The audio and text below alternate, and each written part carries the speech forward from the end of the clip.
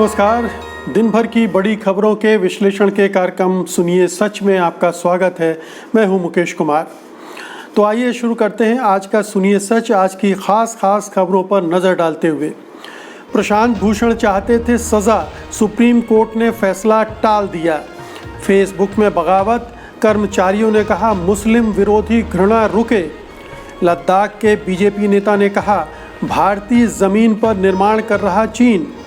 बिहार में चुनावी जोड़ तोड़ तेज, जीतन राम मांझी ने छोड़ा महागठबंधन। कमला हैरिस का ट्रंप पर हमला, कहा नस्लवाद की कोई वैक्सीन नहीं है। खास खबरों पर नज़र डालने के बाद आइए अब सिलसिला शुरू करेंगे बड़ी खबरों के विश्लेषण का। लेकिन उसके पहले एक छोटी सी गुजारिश ये है कि अगर आपको लगता है कि जो गोदी मीडिया है वो आपको सही खबरें नहीं देता, सही तस्वीर पेश नहीं करता, तो कृपया स्वतंत्र पत्रकारिता के साथ आइए, उसकी ताकत बनिए। सत्य हिंदी की सदस्यता योजना इसी दिशा में एक बड़ा कदम है। इसमें आर्थिक योगदान देकर आप स्वतंत्र पत्रकारिता को मजबूती प्रदान कर सकते हैं। इसके लिए इस वीडियो के साथ दिए गए डिस्क्रिप्शन में जाइए, उसमें एक लिंक है, उसको क्लिक कीजिए और अपनी इच्छा के अनुसार कोई भी सदस्यता चुन लीजिए। तो आइए शुरू करते हैं बड़ी खबरों के विश्लेषण का सिलसिला। सबसे पहले आज की सबसे बड़ी खबर, अदालत की आपराधिक अवमानना के लिए दोषी ठहराए गए जाने माने वकील प्रशांत भूषण के मामले में सज़ा को लेकर सुप्रीम कोर्ट ने ये कहा है कि वो तुरंत कोई फैसला नहीं देगा। सुप्रीम कोर्ट ने 14 अगस्त को भूषण को आपराधिक अवमानना का दोषी पाया था और सज़ा के लिए 20 अगस्त की तारीख मुकर्रर की थी।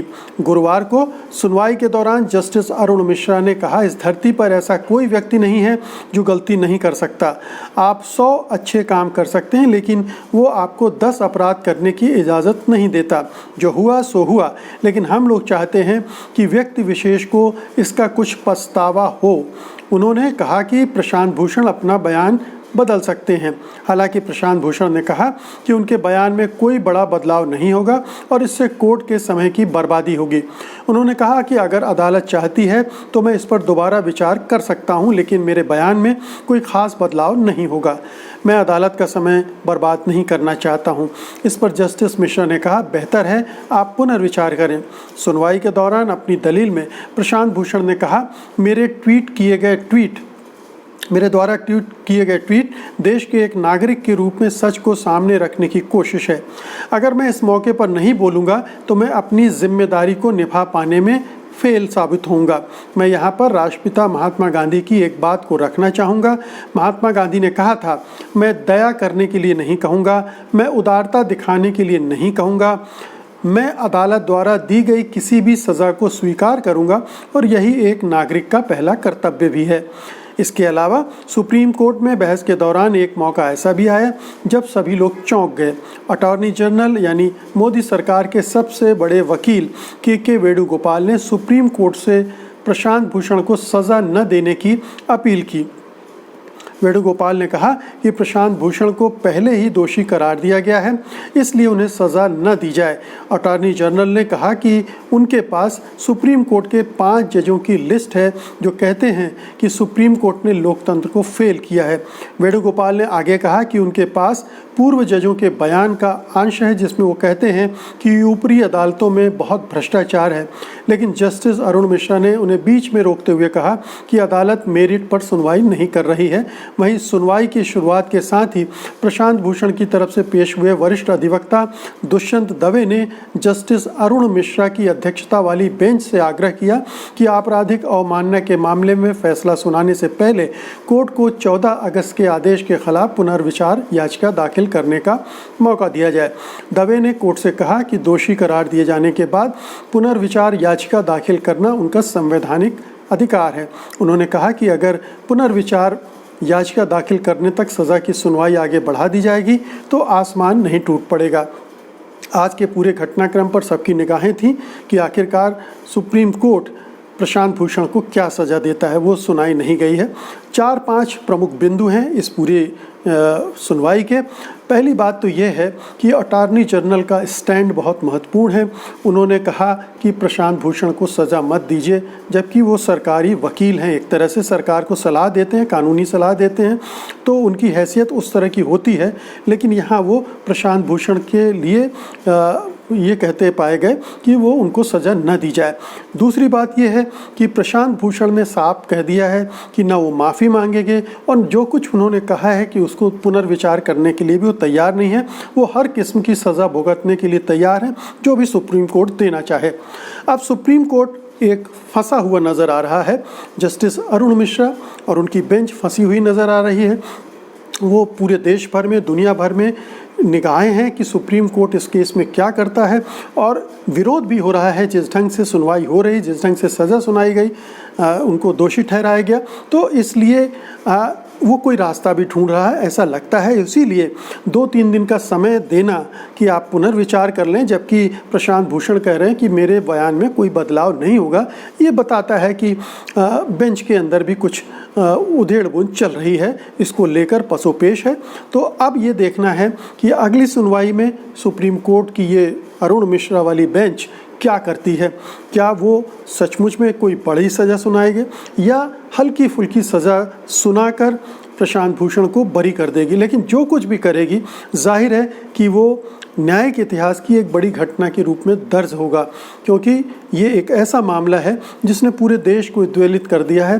पूरे जो न्याय की कहना चाहिए बिरादरी है, वो इससे उद्वेलित है, और प्रशांत भूषण जिस तरह के वकील रहे हैं, उनको अच्छा खासा समर्थन भी मिल रहा है। तो ये सुप्रीम कोर्ट की परीक्षा अब ज़्यादा हो गई है बजाय प्रशांत भूषण के।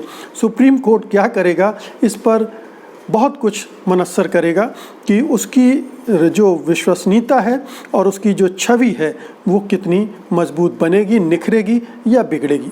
और आइए अब दूसरी बहुत ही महत्वपूर्ण खबर का रुख करते हैं। फेसबुक हेट पोस्ट मामले को लेकर जैसा हंगामा भारत की राजनीति में मचा है, अब लगता है वैसी ही खलबली अंतर्राष्ट्रीय स्तर पर फेसबुक के भीतर भी मचनी शुरू हो गई है। एक रिपोर्ट के मुताबिक दुनिया भर में फैले फेसबुक के कर्मचारियों के एक समूह ने कंपनी में पत्र लिखकर फेसबुक और कंपनी की भारत में प्रमुख आखी दास पर सवाल उठाए हैं। पत्र में सवाल पूछा गया है कि फेसबुक के सबसे बड़े बाजार में राजनीतिक कंटेंट को कैसे रेगुलेट किया जा रहा है। पत्र में सबसे बड़ा आरोप ये लगाया गया कि इस प्लेटफॉर्म पर मुस्लिम विरोधी घृणा फैलाई जा रही है और कंपनी के नेतृत्व से मांग की गई है कि वो इस पर ध्यान दे और मुस्लिम विरोधी घृणा को पनपने न दें। फेसबुक हेट पोस्ट का ये विवाद तब सामने आया जब द वॉल स्ट्रीट जर्नल ने, जो कि अमेरिका का एक बड़ा अखबार है, ने फेसबुक इंडिया की पब्लिक पॉलिसी डायरेक्टर आखी दास पर एक रिपोर्ट प्रकाशित की। अखबार के इस खुलासे के बाद आखी दास विवादों में घिर गई हैं और उन्होंने बीजेपी के कुछ नेताओं की ऐसी पोस्ट को हटाने से मना कर दिया था जो घृणा फैलाने वाली थी। इसके बाद फेसबुक भी निशाने पर आ गया। रिपोर्ट के अनुसार फेसबुक के कर्मचारियों टी राजा सिंह, जो बीजेपी नेता हैं, उनकी भड़काऊ पोस्ट का मामला उठाया था। द वॉल स्ट्रीट जर्नल ने लिखा था, फेसबुक पोस्ट में टी राजा सिंह ने कहा कि रोहिंग्या मुस्लिम प्रवासियों को गोली मार दी जानी चाहिए। उन्होंने मुसलमानों को देशद्रोही बताया और मस्जिदों को तोड़ने की धमकी दी। रिपोर्ट के अनुसार आखी दास ने राजा सिंह और 3 अन्य हिंदू राष्ट्रवादियों पर हेट स्पीच नियमों को लागू करने का विरोध किया था। इस पूरे विवाद के बाद फेसबुक पर भारत और अंतर्राष्ट्रीय स्तर पर सवाल उठाए गए और पूरी दुनिया में ये मामला सुर्खियों में रहा। इसी बीच फेसबुक के कंपनी में आंतरिक तौर पर ये पत्र लिखने का मामला सामने आया है। रॉयटर्स की रिपोर्ट के अनुसार अंतर्राष्ट्रीय स्तर पर कर्मचारियों ने कंपनी के नेतृत्व के लिए ये खुला खत लिखा है। इसमें उन्होंने फेसबुक पोस्ट में मुस्लिम विरोधी घृणा बरते जाने का आरोप लगाया है और मांग की है कि पॉलिसी में संगतता लाई जानी सुनिश्चित की जाए। इस रिपोर्ट के बाद रॉयटर्स के सवालों के जवाब में फेसबुक ने कहा कि यह हिंसा को उकसाने वाली हेट स्पीच को प्रतिबंधित करता है और राजनीतिक पोजीशन या पार्टी के बिना जुड़ाव से नीतियों को लागू करता है। तो फेसबुक एक्सपोज हो गया है। फेसबुक इस तरह की चीज़ें करता रहा है। अमेरिका में भी इस तरह के आरोप लगे हैं, यूरोप में भी लगे हैं और हिंदुस्तान में भी लग चुके हैं। तो साफ है कि जो फेसबुक हेट का कारोबार करता है, नफ़रत का कारोबार करता है, नफ़रत वाली चीज़ें वो उनको रोकता नहीं है, जिससे उसका लोकप्रियता बढ़े, ज़्यादा से ज़्यादा खबरें वायरल हों, ज़्यादा से ज़्यादा लोग जुटें। तो इस खेल में ये पकड़ा गया है और सत्ताधारियों के साथ जो उसका गठजोड़ होता है, जैसे भारत में बीजेपी के साथ उसने कर रखा है अभी तक, और आँखी दास ने जो कुछ किया और कहा वो इसका प्रमाण है। तो ये अब फेसबुक के अंदर इसका विरोध शुरू हो गया है, क्योंकि जाहिर है कि फेसबुक की अपनी विश्वसनीयता इससे बुरी तरह प्रभावित हो रही, खंडित हो रही, और पूरे दुनिया भर में ये इमेज बन रही उसकी कि वो मुस्लिम विरोधी जो हेट स्पीच है उसको बहुत बढ़ावा दे रहा है। फेसबुक से जुड़ी एक और खबर है, उसके बारे में भी आपको बता दूं। हालांकि जमकर किरकिरी होने के बाद अब फेसबुक डैमेज कंट्रोल में जुट गया है। उसने ओवरसाइट बोर्ड बनाने का फैसला किया है। इस ओवरसाइट बोर्ड में एक भारतीय समेत कई अंतर्राष्ट्रीय ख्याति के लोग हैं। समझा जाता है कि यह बोर्ड जल्द ही अपना काम शुरू कर देगा। फेसबुक के एक प्रवक्ता ने द इकोनॉमिक टाइम्स से कहा, यह बोर्ड उन फेसबुक पोस्ट पर नज़र रखेगा जो सामुदायिक मानदंडों का उल्लंघन करती हैं। नफरत फैलाने वाली पोस्ट इसी श्रेणी में आएंगी। फेसबुक के प्रवक्ता ने कहा कि ओवरसाइट बोर्ड को यह अधिकार होगा कि वो फेसबुक और इंस्टाग्राम के कंटेंट पर निष्पक्ष और स्वतंत्र फैसला ले। हम फेसबुक इस्तेमाल करने वाले लोगों के हितों की रक्षा और फेसबुक को जिम्मेदार बनाने के लिए काम करेंगे। बता दें, इस ओवरसाइट बोर्ड के गठन की सिफारिश 2 साल पहले ही की गई थी, लेकिन उसका पालन नहीं हो रहा था। कंपनी ने इस बोर्ड में 20 लोगों को रखा है।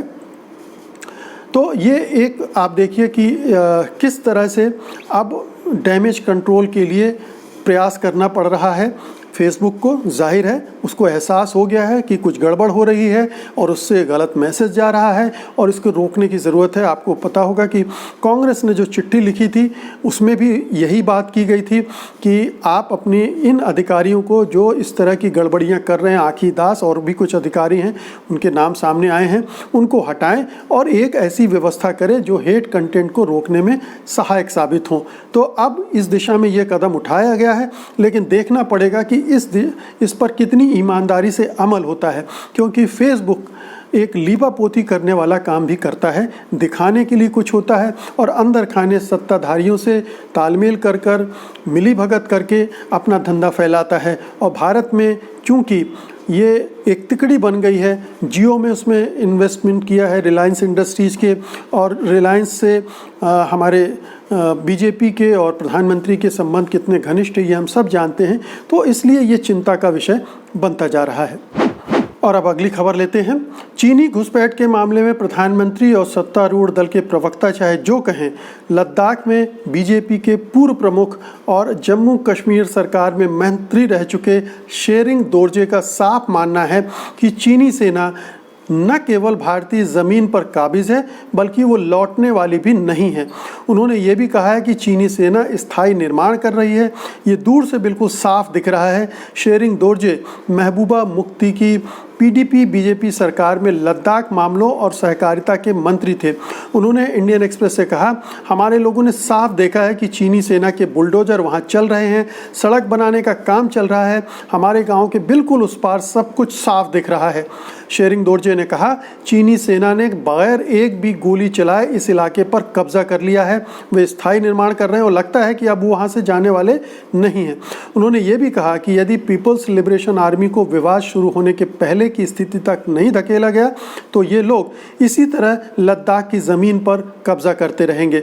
दोरजे ने कहा कि वास्तविक नियंत्रण रेखा के पास तैनात इंडो टिबेटन बॉर्डर पुलिस का रवैया ऐसा ही होता है कि वे कभी भी चीनी सैनिकों को चुनौती देने की हिम्मत नहीं करते हैं। चीनी चरवाहे आए तो उन्हें पीछे जाने को नहीं कहते हैं, चीनी सैनिक आ जाएं तो वे खामोश रहते हैं। ऐसा नहीं होता है कि चीनी सैनिकों के अंदर दाखिल होने पर वे वहां जाकर उन्हें पीछे हटने को कहें या उन्हें चुनौती दें। भारतीय सुरक्षा बलों की कुल मिलाकर कोशिश ये रहती है कि जब तक वे वहाँ तैनात हैं सब कुछ शांति से निकल जाए और जब अगली टीम पहुँचे तो वो अपने हिसाब से जो करना हो करे। दोरजे ने कहा कि भारतीय सुरक्षा बलों के लोग हर बार चीनी घुसपैठ को हल्के में लेते हैं या कम करके आंकते हैं। चीनी सैनिक हर बार थोड़ा आगे बढ़कर थोड़ी सी भारतीय ज़मीन पर कब्जा कर लेते हैं। नतीजा ये हुआ कि भारत के चरवाहे 15 साल पहले तक जहां जाकर अपनी पश्मीना बकरियों या याक को चराया करते थे, उन इलाकों पर चीनियों का कब्जा हो चुका है।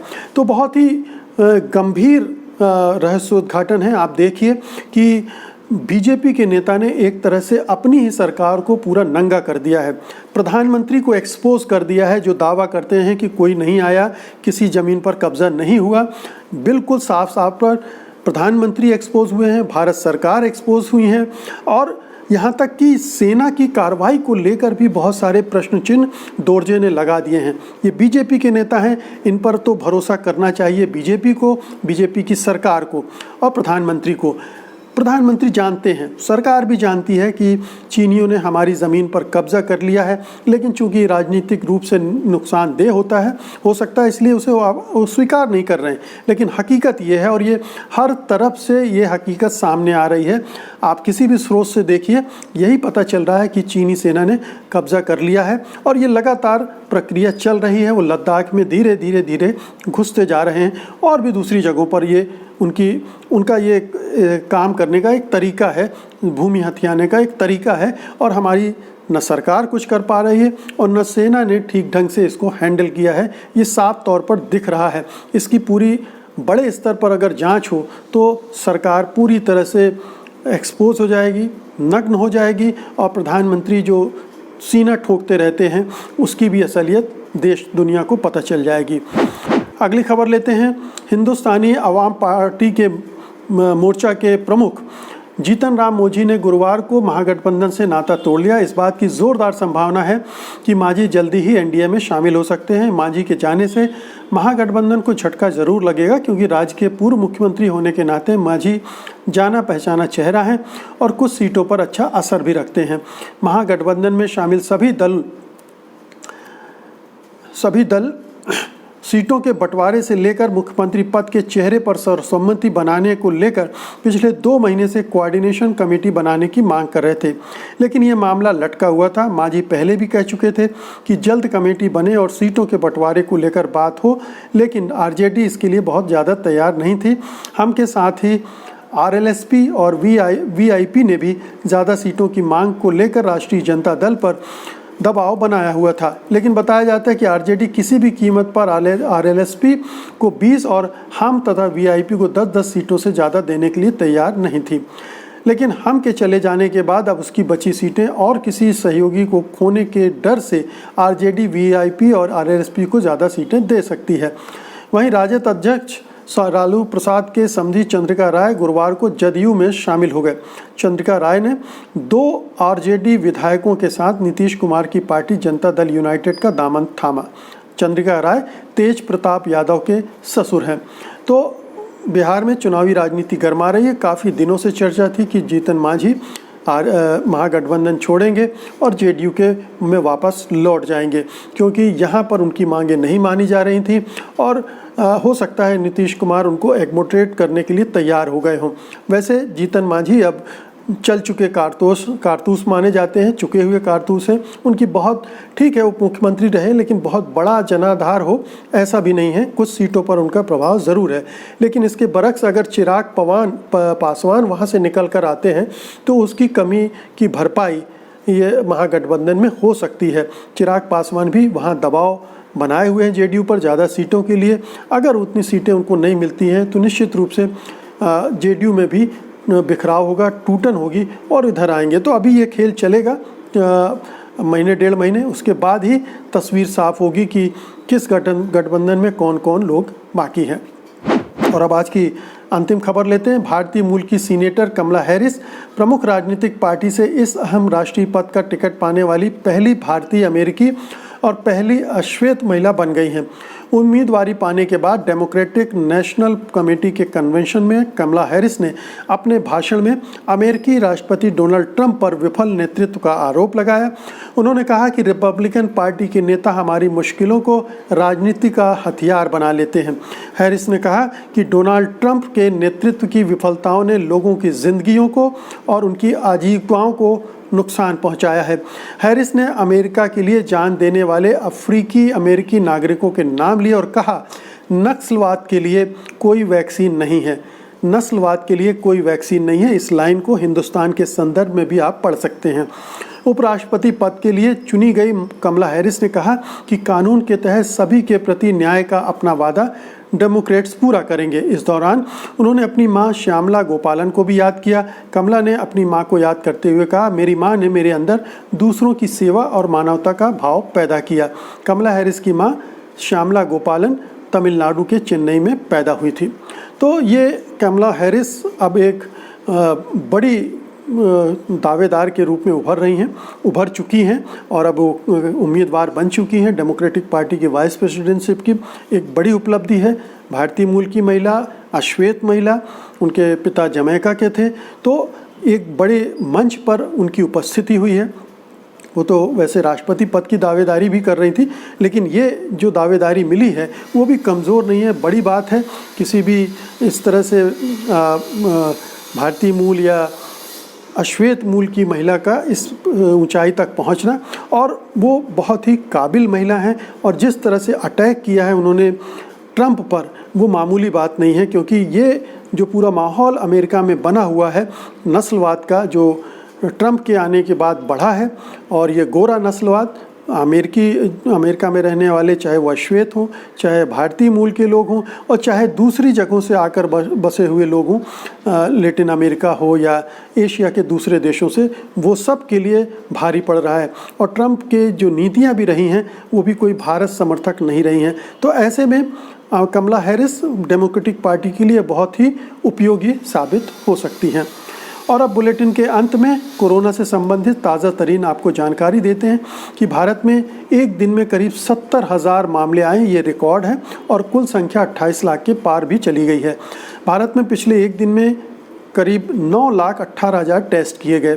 केंद्रीय जल शक्ति मंत्री गजेंद्र सिंह शेखावत कोविड-19 पॉजिटिव पाए गए हैं। यही शेखावत हैं जो राजस्थान में खरीद फरोख्त करते हुए पाए गए थे, उनकी रिकॉर्डिंग हुई थी। दुनिया में संक्रमितों का आंकड़ा 2,24,00,000 के पार पहुंच गया है। तो दोस्तों, ये थी आज की बड़ी खबरें और उनका विश्लेषण। उम्मीद है कि आपने इन्हें पसंद करेंगे और इस वीडियो को लाइक करेंगे, शेयर करेंगे, और अगर अभी तक आप में से किसी ने इस चैनल को सब्सक्राइब नहीं किया तो सब्सक्राइब भी करेंगे। अब मुझे अनुमति दीजिए, कल मैं फिर हाजिर होऊंगा बड़ी खबरों के साथ, उनके विश्लेषण के लिए। तब तक के लिए नमस्कार। सत्य हिंदी के और वीडियोस को देखने के लिए हमारे YouTube चैनल को सब्सक्राइब करें और सीधे नोटिफिकेशन पाने के लिए बेल आइकन दबाएं।